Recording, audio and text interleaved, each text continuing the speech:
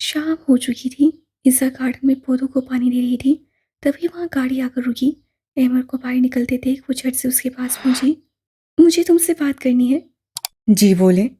तुमने मुझे डैड को उस मार्क्समैन के मुतालिक बताने से क्यों मना किया?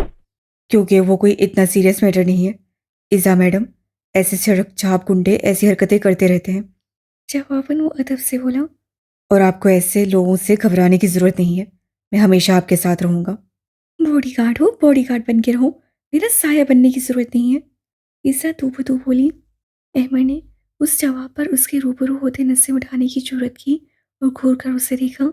ईसा उसके घूरने पर जरा मुश्ताल सी हुई। और अगर मैं साया बनना चाहूँ तो? अगर मैं कहूँ मैं सारी ज़िंदगी आप।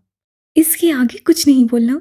ईसा ने उसे हाथ के इशारे से रोक दिया। अहमद ने लचाई नजरों से उसे देखा, मगर सामने ईसा मलिक थी।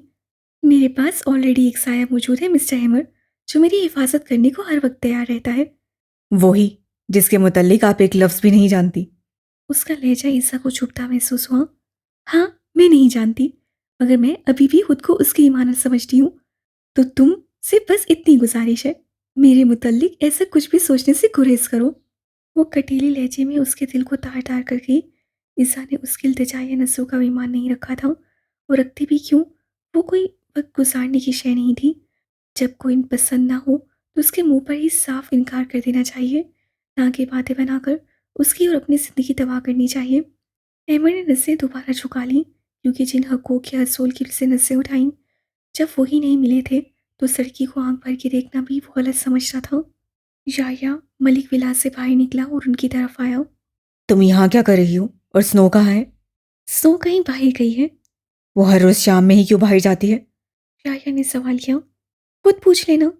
ईसा कहती अंदर चली गई। याया बेचारा अपना समूह लेकर रह गया। इज़ा ने तुम्हें सुना ही है क्या? वो लड़की वाकई कोई और ही मखलूक है।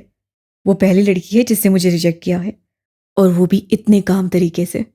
अगले बंदे को समझने में भी 2 मिनट लग जाए। रिजेक्ट कर रही है या समझा रही है? अहमद कहता हंस पड़ा, मगर याया नहीं हंसा। ओह, तो तुम भी रिजेक्ट हो गए? वो अफसुर्दगी से बोला। मतलब तुम्हें भी? नहीं नहीं, मैं दोस्ती में रिजेक्ट हुआ हूँ, तुम प्यार में रिजेक्ट हुए हो। याया कहका लगा था बोला। अहमद भी हंसा। वैसे कितना फनी है ना, दोस्ती में रिजेक्शन। हाँ, दुनिया लिखेगी। एक मर्द था जो मोहब्बत की बजाय दोस्ती में रिजेक्ट हुआ। याया का मकरू कहका फिर गूंजा। बस करो, इतना मत हंसो। झूठी हंसी पर भी खून जलता है। शुक्रिया बताने के लिए। और वो दोनों खामोश थे। मर्द अपनी मनपसंद औरत को कभी किसी दूसरे का नहीं होने देता। मैं चाहता तो उसे हासिल कर लेता। अहमद ने एक फिक्रे में अपने दिल का हाल बयान किया। दूसरों का दिल रखते रखते कब अपना दिल टूटकर बिखर गया मालूम ही नहीं हुआ। याया ने चुपते लहजे में कहा।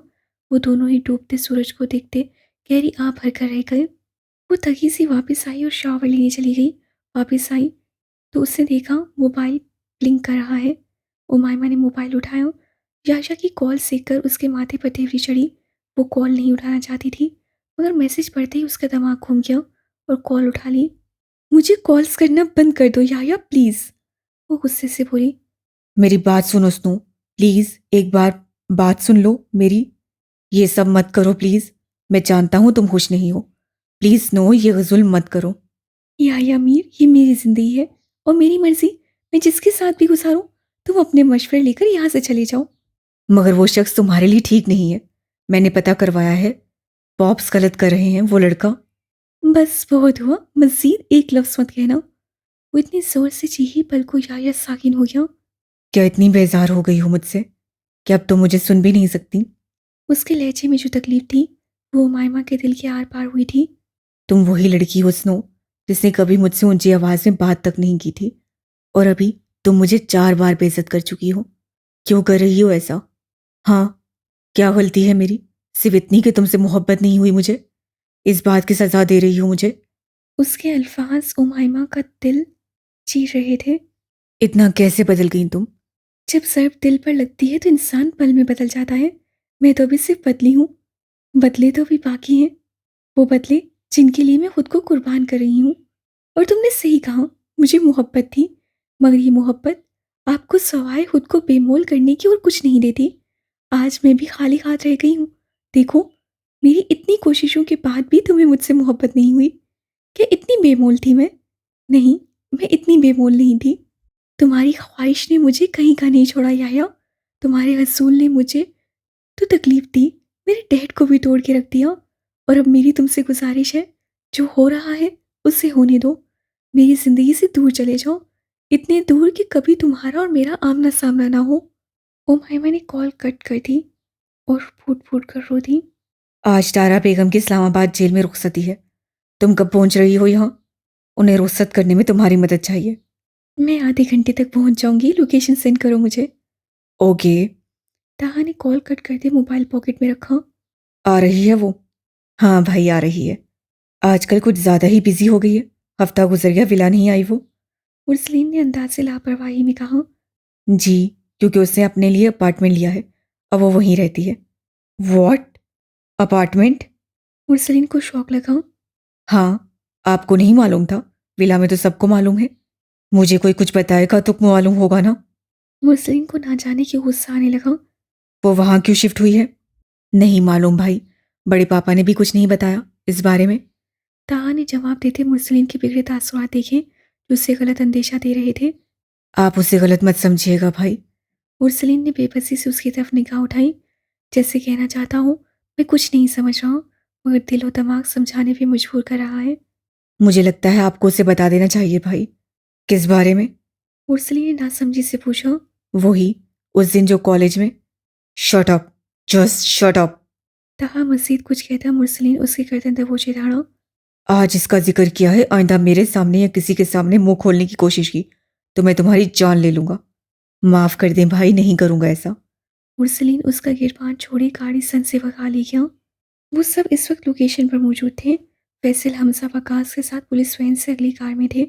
उनसे पीछे पुलिस वैन थी जिसमें अहमद, ताहा और सादिक के हमरा लेडी कांस्टेबल समेत तारा बेगम मौजूद थी। उससे पिछली कार में आर्यान, मलाइका और मुरसलीन मौजूद थे। अभी आधा सफ़र तय हुआ था। फ्रंट वाली गाड़ी झटका खाकर रुकी, जिसकी वजह से पिछली दो गाड़ियां भी रुक गईं। वो एक साफ शफाफ बड़ी सड़क थी जिस पे ज़्यादा रश नहीं था। आसपास बड़े बड़े दरख्तों का झुंड था।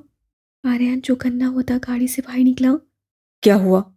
गाड़ी क्यों रोक दी? भाई, टायर पंचर हो गया है। टायर पंचर नहीं हुआ, किया गया है हमजा। आर्यन की नज़र रोड पर बिखरी कीलों पर पड़ी। वो तीनों भी गाड़ी से बाहर आ गए। यहाँ कोई जाल बिछाया गया है, सब चौकन्ना हो जाओ। आर्यन ने फौरन ब्लूटूथ पर हाथ रखे सबको चौकन्ना किया।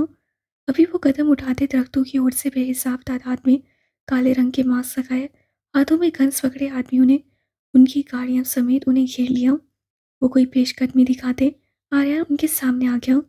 जितनी हिम्मत से तुम सब यहाँ आए हो, क्या इतनी हिम्मत तुम लोगों के बॉस में नहीं थी? आर्यान मलिक। उनमें से एक बोला। हाँ, तुम लोगों की तबाही। आर्यान मलिक। आर्यन ने कहते हमजा और फैसल को इशारा दिया और अब चारों तरफ गोलियों की आवाज़ें थीं। वकास से वैन पर हाथ मारा, जिसे सादिक ने हवा की तेज़ी से आगे बढ़ाया। आर्यन, वकास, हमजा और फैसल उन गार्ड्स को निशाना बना रहे थे। वैन मुरसलीन की निगरानी में अभी 10 मिनट की दूरी पर गई थी। जोरदार धमाके की आवाज़ गूंजी। उन चारों ने फौरन से गर्दन मोड़ी। ब्लास्ट रक्तों के दरमियान किया गया, जिसकी वजह से आगे का रास्ता ब्लॉक हो गया था। मुरसलीन और मलाइका गाड़ी से बाहर आए थे। दूसरी तरफ से ताहा और अहमद भी बाहर आए। वो कुछ समझते और करते। 3 मार्क्समैन उनके रास्ते में हाइल हुए। अहमद उन्हें पहली नज़र में पहचान लिया था। इतनी भी क्या जल्दी है? पहले हमारे मेहमान को हमारे हवाले करो, फिर यहाँ से जाना। सिकंदर ने आगे आधे मार्क्स से पीछे से कहा। हिम्मत है तो आगे ले जाओ। मलाइका वैन के आगे तन कर खड़ी हुई। सिकंदर ने नहरा को इशारा दिया। वो आगे बढ़ती वैन की तरफ बढ़ रही थी। सब समझे वो उसे लेने आ रही है, मगर उन्होंने चाल चली। अनहरा जैसे ही वैन के करीब पहुंची, उसे हवा में कलाबाजी लगाई और पॉकेट से 3 स्मोक बम निकालकर एक साथ वहां फेंके। वहां भगदड़ मच गई, गोलियां चलने लगी। वो चारों इस तरफ उलझे हुए थे। मलाइका ने वैन के आगे आते अनहरा पर शूट किया, मगर उससे पहले मुरसलीन समेत मलाइका, ताहा, अहमद और सादिक उनके गार्ड्स की गिरफ्त में आ चुके थे। वो कोई आम गार्ड्स नहीं थे, फाइटर्स थे। मगर सामने भी आर्यन की टीम थी। अहमद ने गोली चलाई, जिस पर गार्ड्स ने भी अंधाधुंध फायरिंग शुरू कर दी। वो गाड़ी की ओट में उन पर हमला कर रहे थे और मुकाबिल दूसरी तरफ खड़े थे। अनायरा ने मौका देखकर एक स्मोक बॉम्ब और फेंका और सिकंदर फौरन से धुआं फैलता देख वैन की तरफ बढ़ा। मगर उससे पहले फिजा में गोलियों की आवाज़ के साथ बाइक की तेज़ आवाज़ समादार हुई। मुरसली ने 3 पंच एक साथ मारते उस फाइटर की गर्दन लड़खड़ा दी। बाइक की आवाज़ पर मुरसली ने नसें घुमाई। नताशा ब्लैक जीन्स शर्ट में हैवी बाइक पर सवार तेजी से उस तरफ आई। एक हाथ से गन निकाले उससे शूट किया। मुरसलीन यकटक खड़ा उसे देख रहा था। गोली उसके कान के करीब से जाती पीछे हमला करते फाइटर के दिमाग में लगी थी। उससे एक गोली और चलाई जो धुंध में वैन की तरफ जाते सिकंदर के बाजू में लगी। क्या पागल हो गए हो? ध्यान कहाँ है तुम्हारा? वो बाइक वहीं छोड़ी मुरसलीन पर झपटी जो दम साधे खड़ा था। सिकंदर के बाजू से गोली आर पार हो गई। अनहरा वो सब देखती शदीद तैश के आलम में नताशा की तरफ लपकी, मगर उससे पहले ही अहमद ने उसका रद्द-ए-अमल देख कलाई थामे अपनी जानिब खींचा। बहुत से हिसाब बाकी हैं लड़की। उसका मास्क झटके से उतारे अहमद ने शोलाबार नजरों से कहा। अनहरा उसकी गिरफ्त में फड़फड़ा उठी। You bloody idiot! तैश के आलम में एक पाँव उसके पेट पर रखे अपना हवा में उछाला और फिर उतनी ही फुर्ती से अहमद के मुंह पर घोंसा मारा। अहमद इस हमले के लिए तैयार नहीं था। वो लड़खड़ा कर पीछे हुआ। इनहरा नताशा की तरफ लपकी। मुरसलीन उसे देख चुका था। उससे गोली चलाने के लिए गन उठाई जब एक फाइटर ने उस पर गोली चला दी, मगर तब तक मुरसलीन भी गोली चला चुका था। गन उसके हाथ से दूर जा गिरी। गोली की डायरेक्शन बदल गई।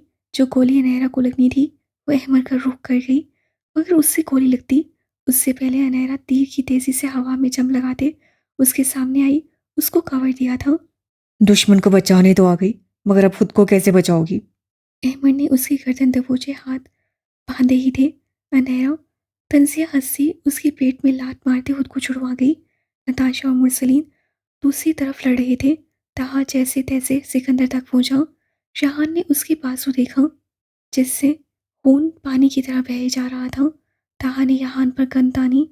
सिकंदर ने तेज नजरें उस पर डाले फैन के साथ लगी तारा बेगम को देखा और अपनी गन की सारी गोलियां उसमें उतार दी। ताहा को झटका लगा। उसी दौरान खान उससे गन झपटे दूसरी तरफ भागा। वो अपना काम कर चुके थे। वो दोनों गाड़ी की तरफ बढ़े। उसे अपनी पागल बहन का ख्याल आया जो अहमद की चटनी बना रही थी। उसे कंधे पर उठाए वो वहां से गाड़ी की तरफ भाग गया। तकरीबन आधे घंटे तक वो लड़ाई मजीद चली। वो तमाम गार्ड्स को ढेर कर गए थे। धुंध खत्म हुई। सड़क का मंजर साफ हुआ। हर तरफ खून ही खून, लाशें ही लाशें थीं।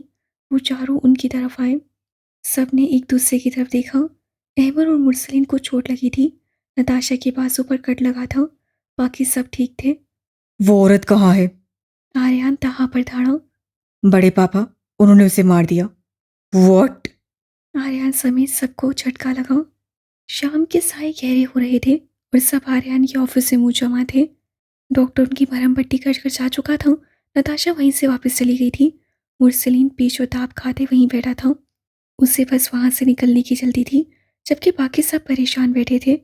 मुझे समझ नहीं आ रही वो कौन था। बस इसी बात का जवाब ढूंढना है ताहा।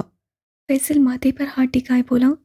हमें लगा था वो बादशाह हान की तरफ से आया है, मगर वो जो कोई भी था उसका दुश्मन निकला। हमजा भी बोला। और हमारा भी। मलाइका की भी आवाज़ गूंजी। अब क्या करना है सर? आर्यन ने सामने बैठे उस मोजिस हस्ती को पुकारा। बादशाह हान पाकिस्तान में है। वो जो कोई भी था उनका और हमारा दुश्मन है। पहले बादशाह हान को ट्रैप करो, फिर उस तक पहुंचना। मीटिंग खत्म करते सब बाहर निकले। तुम कहाँ जा रहे हो मुरसलीन? मुझे कुछ काम है, आप सब लोग जाएं, मैं आता हूँ। ये जरूर नताशा की तरफ जा रहे हैं। ताहा ने मोबाइल निकाला। तुम नताशा को इन्फॉर्म नहीं करोगे ताहा? आर्यन ने कराहत लहजे में कहा। बड़े पापा ऐसा ना करें, वो बहुत गुस्से में है। ये ना हो मेरे भाई का कत्ल कर दे। ताहा बेचारगी से बोला तो हमजा ने उसे चित रसीद की। कभी तो कुछ सीधा बोल लिया करो गधे। उससे बेल बजाई। तकरीबन 3 मिनट बाद वो दरवाज़ा खोलने आई। मुरसलीन ने सरता पैर उसे देखा। वाइट जीन्स पर पर्पल लूज टॉप में बालों का ढीला जूड़ा बना रखा था। लूज टॉप होने की वजह से वो कंधे से जरा सिरका हुआ था। मुरसलीन ने फौरन नजर घुमाई। तभी मोबाइल में गर्क नताशा ने सर उठाया। पहले हैरत से मुरसलीन को देखा, फिर जल्दी से अपना आप दुरुस्त किया। कुछ कहे बगैर उससे साइड होते उसे अंदर आने की जगह थी। उसकी नज़रें चारों अतराफ में घूम रही थीं। वो छोटा सा फर्निश फ्लैट था। सामने ओपन किचन की लेफ्ट साइड पर रूम और दाएं साइड पर छोटा सा ड्राइंग रूम था। नताशा उसे वहीं छोड़े किचन में चली गई। वो सोफे पर बैठ गया। तुम यहाँ क्यों रह रही हो? मुरसलीन ने काफ़ी देर बाद उसे मुखातिब किया। जहाँ तुम रहते हो मैं वहाँ नहीं रहना चाहती। अगर तुम्हें लगता है मेरा जवाब ये होगा तो तुम गलत हो। उसके सामने कॉफ़ी का मग रखते आम से लहजे में कहा गया। बात को घुमाओ मत नताशा, मुझे सिर्फ जवाब दो। उसकी टोन ऐसी थी जैसे वो उस पर हक रखता हो। पहले मुझे जवाब दो मुरसलीन शाह। तुम सवाल पूछ रहे हो या जवाब मांग रहे हो? उससे लफ्ज़ मांग पर हासा जोर दे देगा तो मुरसलीन ने दांत पीस कर सामने बैठी लड़की को घूरा। नताशा उसकी घुरी को नज़रअंदाज किए कॉफ़ी पीने लगी। उसका बाजू ऊपर हुआ तो मुरसलीन की नज़र उसके जख्म पर ठहरी। तुमने चोट पर कोई दवा लगाई? टाइम नहीं मिला, मुख्तसर जवाब। मुरसलीन कुछ लम्हे उसे देखता रहा। तुम क्यों अजीब बिहेव कर रही हो नताशा? मैं नोट कर रहा हूँ। तुम मुझे इग्नोर कर रही हो और वो बोलते रुक गया या शायद उसे झिझक महसूस हुई थी। और नताशा ने अप्रोच गाई। मुरसलीन ने उसे देखते गहरा सांस भरा। नताशा को आज वो बहुत कमज़ोर सा महसूस हुआ था, इंतहाई बेबस। तुम मुझसे दूर भाग रही हो, इसलिए मलिक विला छोड़ा तुमने? मुरसलीन ने बहुत धीमे लहजे में बात मुकम्मल की। कुछ लोगों की नज़र में इंसान की मसाल उस कांच के ग्लास जैसी है जो टूट जाए तो उसे कूड़े के ढेर में फेंक कर उसकी जगह नया ग्लास ला कर रख देते हैं मुरसलीन शाह। नताशा का लहजा उसे चुभता हुआ महसूस हुआ। हाँ, सही सोच रही हो तुम। मैं तुमसे दूर ही भाग रही हूँ और वजह मालूम होते हुए भी तुम यहाँ आ गए हो। मुझे हैरत हुई है। मुझे अगर वजह मालूम होती तो मैं कभी ना आता यहाँ। हम्म, तुम जानते हो मुरसलीन शाह, तुम वो मर्द हो मैंने जिसकी नज़र में आज तक किसी लड़की के लिए जरा सी कोई अपनाइयत या अट्रैक्शन नहीं देखी, हत्ता कि अपने लिए भी नहीं। कहते वो तनफ्फुर से हंसी। मुरसलीन को जरा जरा समझ आ रही थी उसके बिगड़े मूड की कहानी। तुम उस लड़की को गलत समझ रही हो नताशा, वो सिर्फ मेरी कोलीग है। मैंने तुम्हारी आंखों में उसके लिए मोहब्बत देखी है मुरसलीन, जैसे तुम उसे देख रहे थे। वो एकदम से मग टेबल पर पटकती उसके सामने आती चिंगाड़ी। वो सिर्फ एक ड्रामा था, मैं जानता था तुम मुझे देख रही हो। मैंने बस तुम्हें जिद करने के लिए ये सब किया था। मुरसलीन झुंझुला उठा मगर उससे कुछ समझ नहीं आ रहा था वो क्यों रात के इस वक्त उसके पास बैठा अपनी सफाइयाँ दे रहा है। और अगर ऐसा ही था तो तुमने बड़े पापा को मना क्यों किया रिश्ते से? मुरसलीन ने सवाल किया जो नताशा को तहस चला गया। तो तुम क्या चाहते थे? मैं हाँ कह रही थी और तुम सबके बीच मुझे धुतकारते थे। मगर अफसोस मैंने ऐसा कुछ नहीं होने दिया। मुरसलीन शाह, मेरी मोहब्बत जुनूनी सही मगर इज्जत नफ्स सबसे पहले है। वो लड़कियां और होंगी जिन्हें धुतकार मिले और वो तब भी मैसर रहती हैं। उसके लहजे में कड़वाहट थी। और अगर मैं रिश्ते से इनकार ना करता तो? मुरसलीन का लहजा किसी भी तासुर से पाक था। निताशा उलझी मगर फिर मुरसलीन के करीब झुकते एक हाथ सोफे की टेक पर रखा, अपना चेहरा उसके रूबरू किया। मुरसलीन के दिल ने पहली बार बीट मिस की थी। और अगर धुतकार देते फिर? नताशा ने उसी अंदाज में सवाल किया। मेरी एक बात याद रखना मुरसलीन शाह। वो कुछ कहता नताशा बोल उठी। मुझे अगर अपना प्यार साबित करने के लिए मरना भी पड़े तो मैं कर जाऊंगी। मगर जहां बात इज्जत नफ्स की आई वहां नताशा रजा उसे ठोकर मारकर आगे गुजर जाएगी। फिर मुझे फर्क नहीं पड़ेगा मोहब्बत चंद अरसे की हो या 20 साल के अरसे पर मुहीत हो चुकी हो। वो दो टोक लहजे में कहती पीछे हटी। मुरसलीन बागौर उसका चेहरा देखता रहा। जुनूनी औरत। चंद लम्हे बाद अपने कान में उंगली डाले वो मुस्कुराकर बोला। वो चुकन्ना सा इर्द गिर्द देखता आगे बढ़ रहा था जब अचानक ही किसी ने उसकी जैकेट की कॉलर को पकड़ के पीछे की जानिब खींचा, दीवार से लगा दिया। अहमद इस अचानक हमले पर कन निकालता सामने मास्क लगाए उस लड़की को देख उसका दिमाग घूम गया। ये क्या बदतमीजी है? अपने कॉलर पर उसका हाथ देखते वो घुराया। ये कोई बदतमीजी नहीं है मिस्टर इडियट। वो मुस्काए। अच्छा। अच्छा पर जोर दे दे। अहमद ने उसका मास्क खींचा था। ये क्या घटियापन है कमीने इंसान। वो भड़क उठी। अहमद सेहरखन लहजे में मुस्कुराता झटके से उसे दीवार से पिन किए हाथ कमर पर बांधे उसके रूबरू हुआ था। दुश्मन से हमेशा दूर रहकर बात करनी चाहिए मैडम फितना, वरना दुश्मन गले भी पड़ सकता है। अहमद ने दिल जलाने वाली मुस्कुराहट में कहा। अगर दुश्मन इतना हसीन हो तो कौन वक्त वक्त दूर रहेगा मिस्टर इडियट। इनहरा ने आंख विंकी। बेहुदा लड़की। उससे दांत पीसे। कमीना मिस्टर इडियट। अनहरा ने उसे मजीद सिच किया था। बकवास बंद करो समझी। मुझे सिर्फ इतना बताओ, क्यों तुम्हारा वो बॉस इजा मैडम के पीछे पड़ा हुआ है? आखिर चाहते क्या हो तुम लोग? और तारा बेगम का कत्ल क्यों किया तुम लोगों ने? मैं तुम्हारे सवालों के जवाब देने की पाबंद नहीं हूँ। अनहरा नाक चिढ़ाती साइड से निकलती। अहमद ने उसके अतराफ में बांसुर रखे। मेरे सवालों के जवाब दिए बगैर तुम नहीं जा सकती। यूं पूछोगे तो मैं अपने दिल का पासवर्ड बताने को भी तैयार हूँ।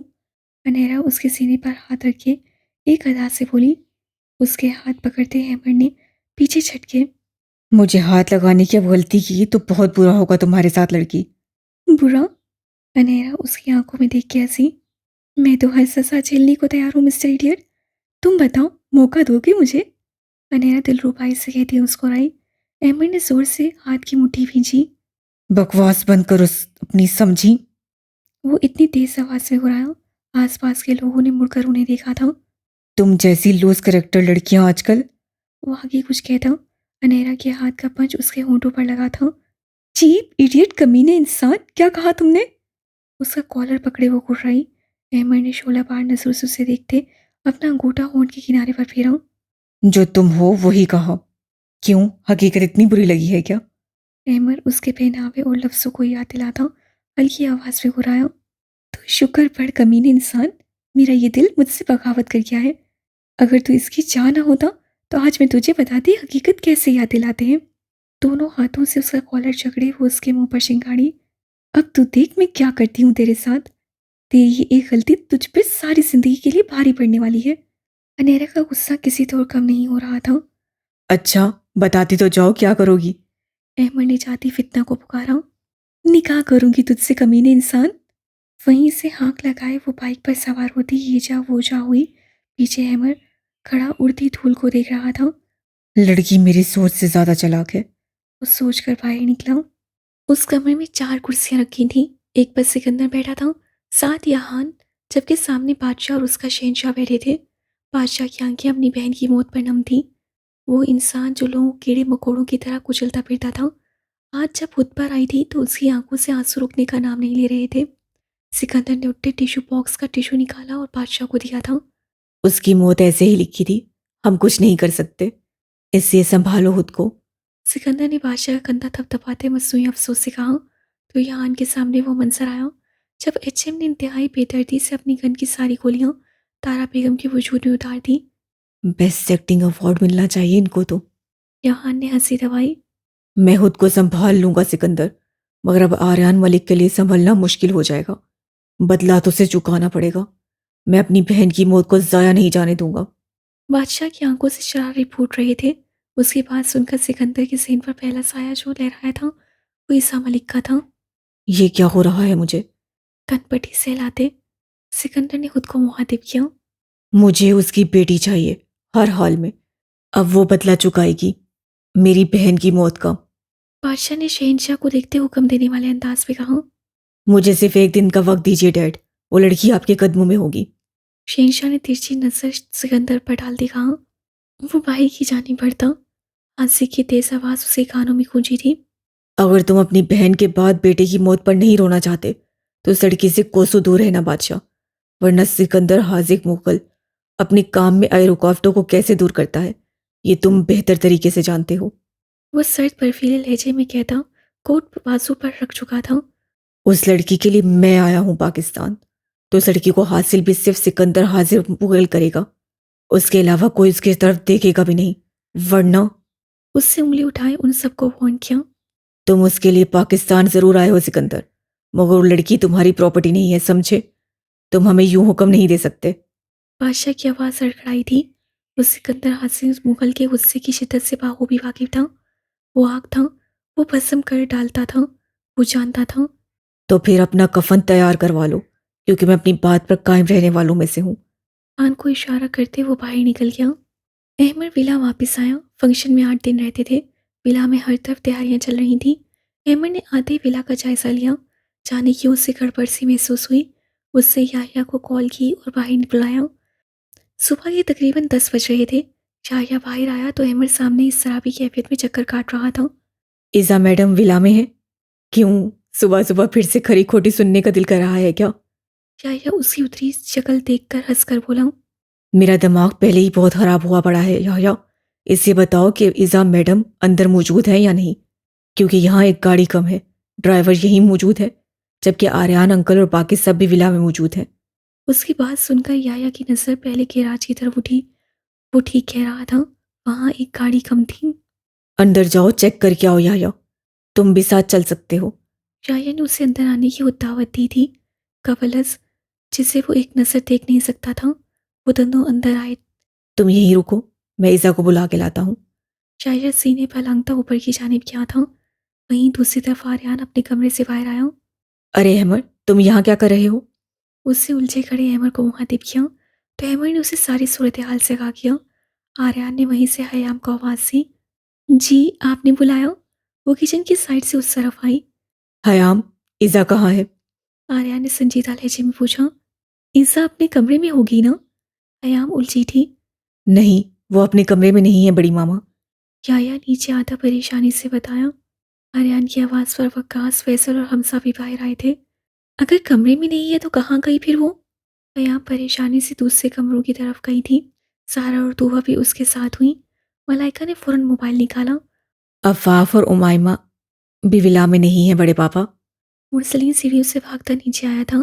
मलिक विला की अफराद की हालत ऐसी थी जैसे काटो तो बदन में लहू नहीं। परेशानी उनके चेहरों पर रक्स कर रही थी। दोपहर हयाम की हालत मजीद उन्हें परेशान कर रही थी। कॉल करो उन्हें मुरसलीन।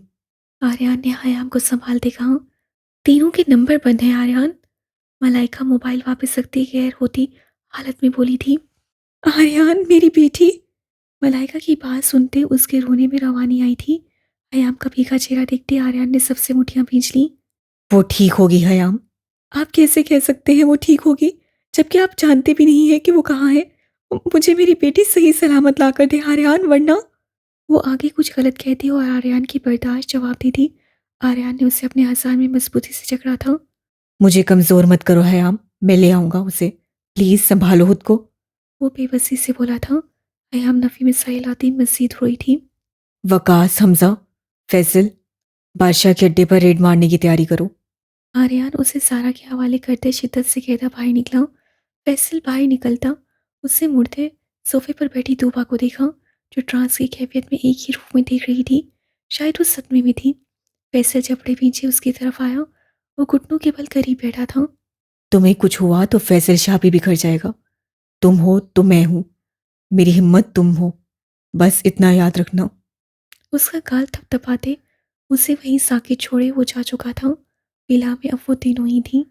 सुमेरा बेगम और ओन साहब दूसरे शहर दोस्त के बेटे की शादी अटेंड करने गए थे।